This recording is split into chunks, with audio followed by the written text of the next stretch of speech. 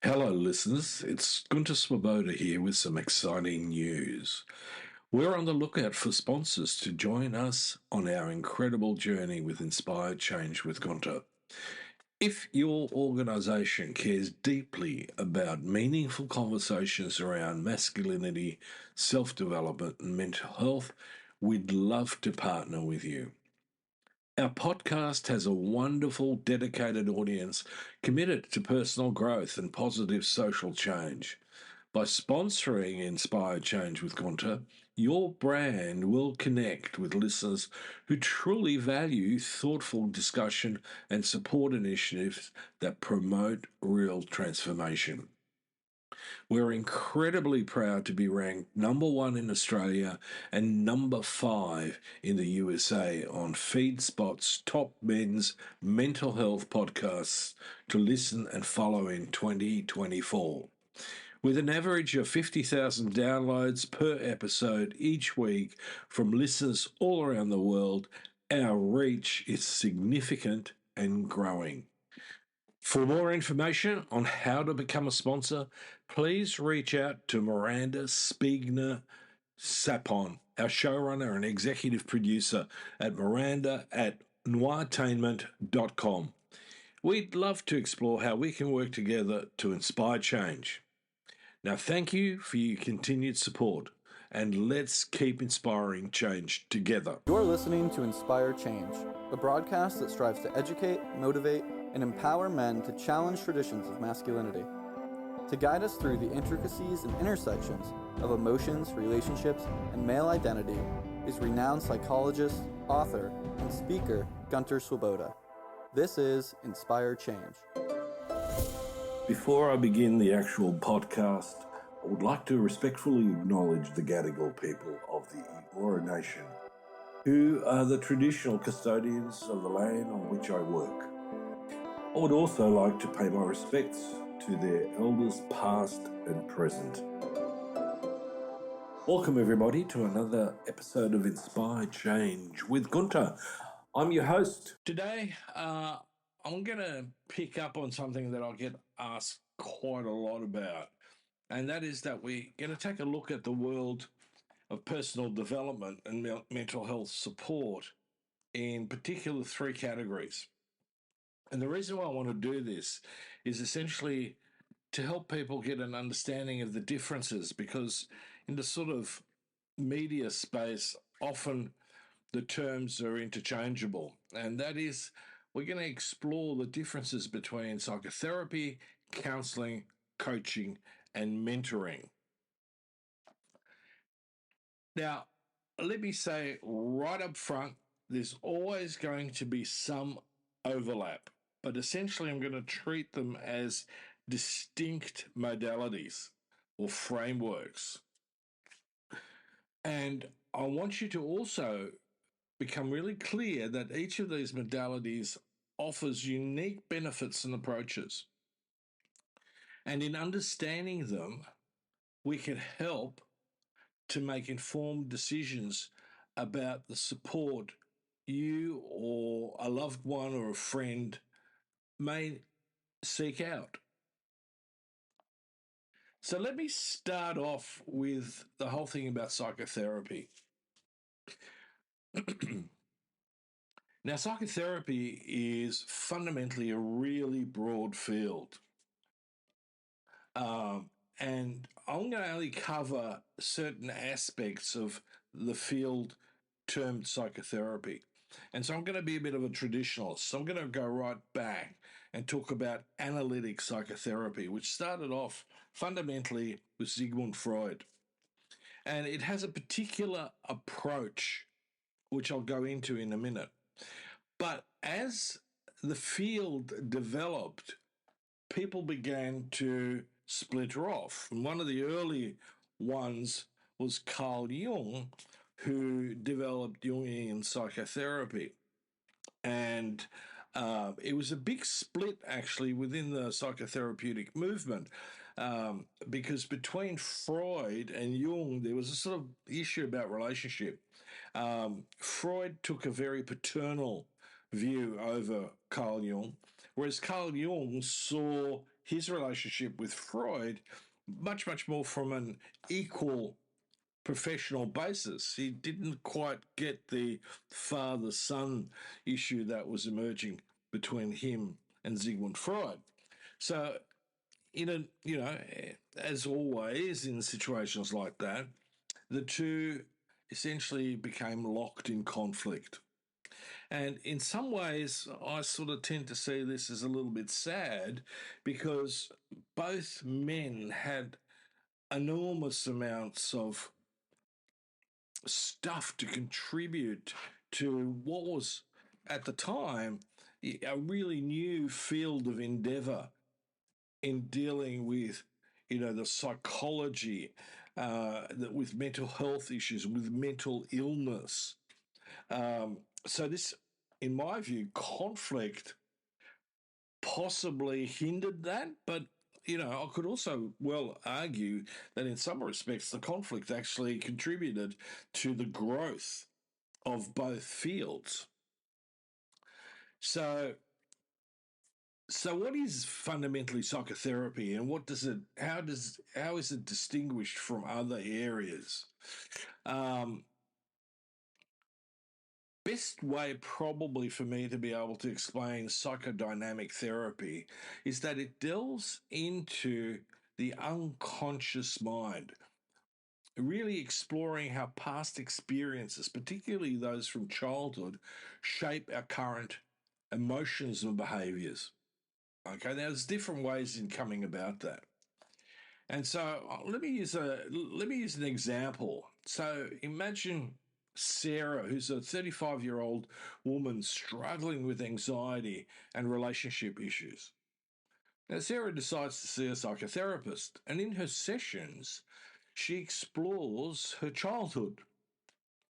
And in that, she discovers that her parents' volatile relationship left her with deep-seated fears of abandonment and rejection. Now, through the psychodynamic therapeutic approach, Sarah starts to understand how these early experiences influences her current relationships and, more importantly, her current anxiety. So her anxiety and relationships are actually interlinked. In that process, her therapist helps her to uncover unconscious patterns, bringing them into her conscious awareness, and therefore allowing Sarah to work through them and develop healthier ways of relating to others. Now, let me take you back to a previous podcast where I talked about transference and countertransference.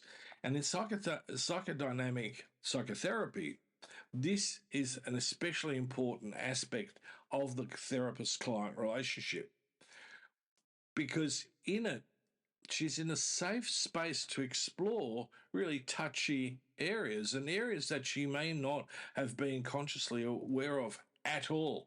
And it becomes expressed openly and can be then reworked. So the way that I'll also talk about psychodynamic therapy is that it can be an extraordinarily powerful tool for those who want to understand the root causes of their issues and work through them deeply and thoroughly. It fundamentally is a journey into the past to heal the present. Now, I know some people are somewhat negative about this approach and critical. I often get comments about, well, I don't want to spend all my time rehashing my childhood. Now, understandably, as a therapist, sometimes I see that more as a defense mechanism that arises from an anxiety to delve more deeply, but it could also be tied up with other issues. So, if I link this then into my work with men, I see the whole therapeutic landscape through the psychodynamic lens of, how we as boys, first of all, are socialized, how it impacts on us as men. Because remember, we're socialized into an ideology that gives us a script about how we as men are supposed to be. And that script is toxic. It leads us to lead a life that's not very emotionally and potentially physically healthy. So again, if we want to grow as men, part of it is to re-examine what it is that we learned in our childhood and how it fits into how I am now. And then be able to consciously decide how I want to be as a man. You know, for some people, they might choose, I'm happy to pursue being an alpha male. And my comment is, well, you have a right to do that. I'm not here to tell you what to do, how to be, or how to feel. But you got to understand that comes with some serious drawbacks. And are you prepared to weather those and wear them? So let me talk now about counselling. And again, in our culture, one of the issues that I have is, quite often I hear people using the term therapy, psychotherapy, and counselling interchangeably. And to me, that's not accurate. There is overlaps, but essentially there's a difference. And so what is that difference? Generally speaking, we talk about counselling coming from what's called a client-centered model. Okay? Or a person-centered therapy. This approach, fundamentally developed by Carl Rogers, emphasizes creating a supportive environment where clients can feel heard and valued. Now, again, for a lot of us, that's something unique often, because if I grew up in an extremely traditional authoritarian household as a kid and teenager, and often as an adult, I often will have the experience that my parents or my siblings or both don't listen to me. So suddenly to be in a room with someone who is there actively listening to me, exercising empathy is a big, big deal. So again, let me give you an example. All right. And the core issue here is empathy. So meet John, a 28-year-old grappling with career dissatisfaction and stress. Now, he decides to go and seek out a counsellor who practices a Rogerian model. Now, in their sessions, John's counsellor provides a completely non-judgmental, empathic space, allowing John to express his feelings and thoughts freely. No confrontation, no critique, no judgment. Okay? In that process, the counsellor listens actively and reflects on John's feelings and begins to help John gain some clarity. Because again, for a lot of us, we're often conflicted internally, but also we're conflicted about how we think other people view us. Through this supportive relationship with his counsellor, John understands his desires and values better. And this potentially leads him to feel more empowered to make decisions that align with his authentic self, with his true self. So the client-centered approach fundamentally is about facilitating personal growth and self-discovery. Now, you might argue, well, isn't that the same as psychotherapy? Yes, but it comes in what I describe as at a different level. In client-centered work, it's about believing in the client's ability to find their own solution when provided with the right conditions. Now, in both psychotherapy and in counselling, I can raise some critiques about that, but I won't do that here and now. I'm going to leave that for another time. So it's an empowering process. If I had to put a label onto psychotherapy, it's a healing process. Because unless I heal the wounds of the past, I'm usually condemned to relive them for the rest of my life. Okay, so let's take the next step. What's the next step? Well, coaching. This has become particularly popular since, I'd say, the late 80s, early 90s. And in a nutshell, Coaching is about achieving goals and enhancing performance. Now, again, as coaching has evolved, there's lots and lots of different, coaching modalities: life coaching, fitness coaching, relationship coaching, all these things. And I have a soft spot for it in a way because, especially with relationship work, we can actually help people to be more focused as a couple within a session. If I'm doing a relationship coaching or parent coaching, it very much is, what is it that you want and how you're going to get there, so to improve your performance in that sense. So coaching is future oriented and focuses on helping individuals and couples or partners achieve specific personal and or professional goals. It is really about enhancing performance and realizing potential.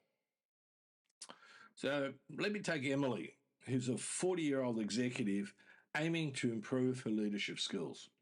She hires a coach who specializes in leadership development. Now, the coach begins to work with Emily to set clear, achievable goals and creates an action plan with her. And through their regular sessions, they tackle the challenges, they track progress, and they adjust strategies as they are needed as they go along. Emily's coach provides her with accountability and emotion and motivation, emotional feedback, really, and motivation in helping her develop new skills and confidence in her leadership abilities. Now, here's the thing: unless I know myself very, very well, both consciously, but also to a certain degree, have worked through some of my unconscious stuff, coaching may not work well. Right? Coaching assumes that everything is cleanly aligned towards the goals and improving performance. But I know as a psychotherapist and as a psychologist, that's not always the case. I get clients coming to me frequently and say this is what they want from it, but when given an opportunity to begin acting on it, do everything in a sense to self-sabotage. And that's where I will stop coaching and I'll go, look, here's the thing. You can either do this with me or see somebody else, but I think you need to go into psychotherapy in order to figure out why it is that you self-sabotage. Now, often it's useful that they stay with me because I can take them back into a psychotherapeutic framework and help them bring that unconscious material to the surface so they can begin their journey of healing. Because I can tell you from experience that you can throw as much coaching at that person as you would like. Emily, if she's got this, in a sense, baggage from her past or those wounds from her past, isn't going to progress well. So, if we've got a clean deck, in a sense, coaching is about unlocking your potential and making really tangible progress. It tends to be action oriented and really, in many respects, is really good for those looking to achieve specific outcomes. But again, you may be facing hurdles. All right, mentoring, sharing knowledge and experience. So, what's mentoring about? And again, this has become particularly popular during the 90s and the 2000s, has continued to be the case. Mentoring fundamentally involves a more experienced individual guiding someone less experienced through sharing knowledge, skills, and wisdom. Um, you know, let me throw out a sort of case study, if you want. So we're talking about Alex, who's a young entrepreneur just starting out. And he connects with Maria, who's a seasoned business owner. She's really been through, all the ups and downs of what it means to be in business for a long period of time. Maria becomes Alex's mentor, and she meets with him regularly to discuss his business challenges and goals. In that, she shares her experiences, offers advice, and support. Now, over time, Alex benefits from Maria's insights, gaining valuable knowledge and avoiding common pitfalls in his entrepreneurial journey. So, in a nutshell, mentoring is about building a relationship based on trust and guidance. Now, as the mentee, I need to be able to trust my mentor to be able to give me what it is that I need. Now, again, even in a mentor relationship, if the mentee has unresolved, unfinished business, the mentoring relationship may get stuck. And it's up to the mentor to recognize when that's going on. So, there you have it, a closer look at psychotherapy, counseling, coaching, and mentoring. Now, when it comes to psychotherapy and counseling, and I probably will do this, I'm going to put together maybe several podcasts that look much, much more deeply into the philosophical and psychological frameworks of psychotherapy and counseling, and to look at how we can use those, right, in an integrated way. Because again, my experience is if I'm too stuck on working within a particular framework, I'm often not helping my client in the best possible way. You got to remember that each of these modalities offer unique benefits and approaches, but they also cater to different needs and goals.